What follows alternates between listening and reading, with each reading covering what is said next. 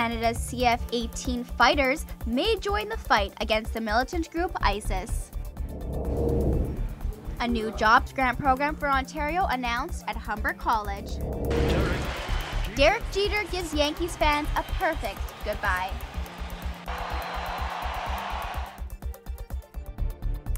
Hi, and welcome to Humber News.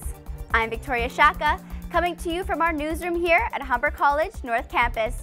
Here are today's top stories. The conflict among Toronto's mayoral candidates has erupted again.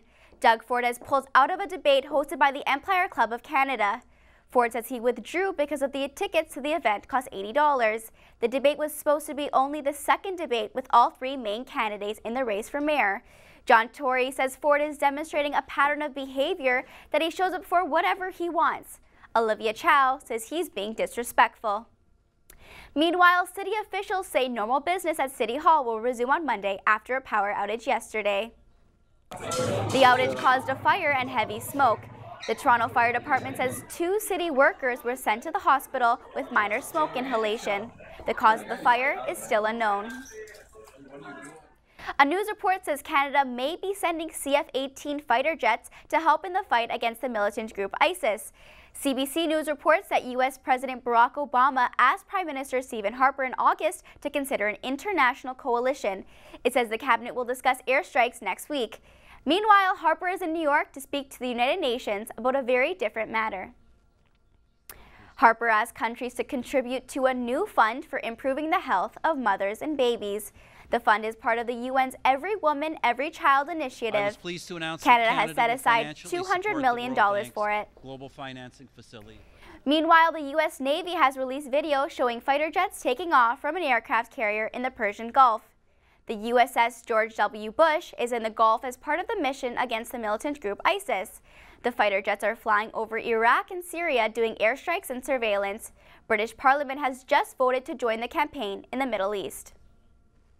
Flights have resumed in Chicago after a fire at the Air Traffic Control Center halted flights earlier today. The almost 6-hour stoppage was caused by a fire that started in the basement of the facility. The fire forced more than 500 flights to be canceled out of O'Hare and Midway airports. Emergency crews found a man with self-inflicted wounds in the area and sent him to the hospital and treated an employee for smoke inhalation. Here at home, there's an exciting opportunity for small Canadian businesses. The Canadian government is implementing a brand new job grant program. Humber News' Adriana Zhang has more on the story. For Calgary Southeast in 1997 and has served in a series of roles including... The long-awaited Canada-Ontario job grant is now open for application to employers and small businesses. Employment Minister Jason Kenney made the announcement today at Humber College. Is about how we can help more Canadians to access this kind of training that leads to not just jobs, but really good paying jobs. Employers will be given up to $10,000 to train each worker. However, in order to participate in the program, employers will need to dish out another $5,000 from their own pockets. Reza Moridi, Minister of Training, Colleges and Universities, says this grant is meant to cover costs such as tuition and training material. Employers will be able to look to Humber and other colleges, universities, private career colleges, training providers across our province of Ontario as a potential source for training of their employees. Humber College will be one of those sources. This podium was built by Humber students of the cabinet making and industrial woodworking programs. Ontario is the first province to sign the agreement and the third to launch the program. Kenny says it's looking optimistic.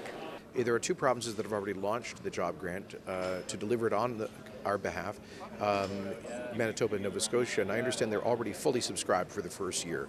So there appears to be more employer demand than there is funding available to support the grant. That's a good problem to have. So far, 3 provinces have implemented this grant. All eyes are now on the remaining provinces. Adriana Zhang, Humber News. The body of Hamid Amin Zeta, a North Albion Collegiate student, will be buried today after he was stabbed on Tuesday. A 17-year-old has been charged with second-degree murder. After 5 months, we're finally about to find out who will be in charge of our $11 million student government. Humber News' Patrick Valois has more. The voting booths were rolled out again today for yet another election that's about 7 months late. Voting started at 9 a.m., but many students at Humber had no idea they were able to cast their ballot. Did you know that HSF voting starts today? I had no idea. No, I didn't. HSF voting, yeah, it starts, I think, tomorrow. A surprising lack of enthusiasm for a by-election that the HSF finance officer told Humber News last year might cost between $30,000 and $40,000. Humber News asked a full-time staff member of HSF to answer a few questions about election turnout.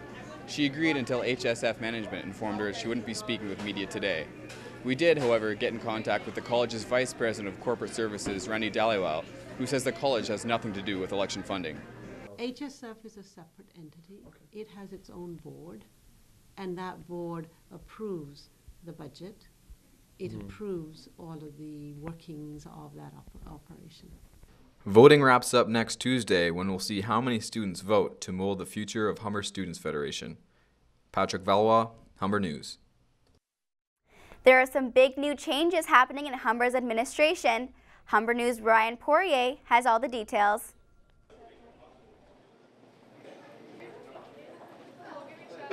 After nearly a year and 1 month looking for a senior vice president of academics, Lori Rancourt has been appointed to the position by Humber President Chris Whitaker. Though Rancourt doesn't officially start until October 1st, she already has an idea and an understanding of what it will take to continue the growth of Humber. We'll really have to look and make sure that we're growing in program areas where opportunities continue to exist and increase for graduates. And we need to make sure that we do it in a way that provides for that flexible delivery. Now that Rancourt has taken over the position, Humber President Chris Whitaker is pleased to move on and start working on implementing the school's 5-year strategic plan.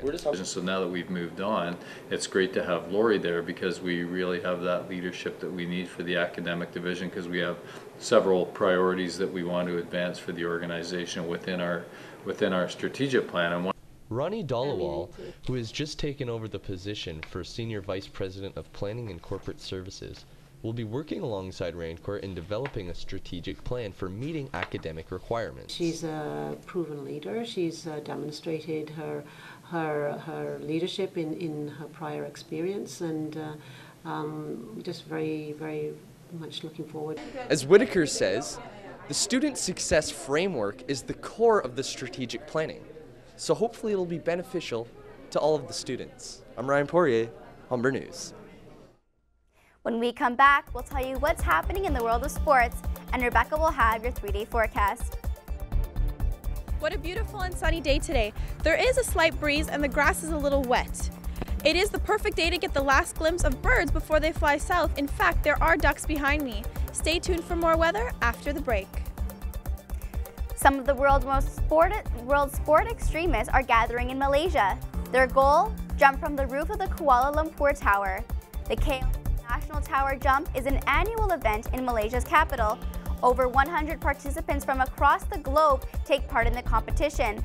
The athletes take turns from jumping from one building over the 3 days. And a celebrity prankster is on the loose at Paris Fashion Week. And it seems that Kim Kardashian is his new target. Kardashian got tackled at the Balmain fashion show by Vitaly Sadaic, a Ukrainian journalist known for pranking celebrities. Sadaic allegedly grabbed Kardashian by the legs and attempted to pull her down, but was held down by security. Sadaic has tried to grab A-listers such as Will Smith, Leonardo DiCaprio, and Bradley Cooper. Leonardo DiCaprio. He was at the Santa Barbara Film Festival.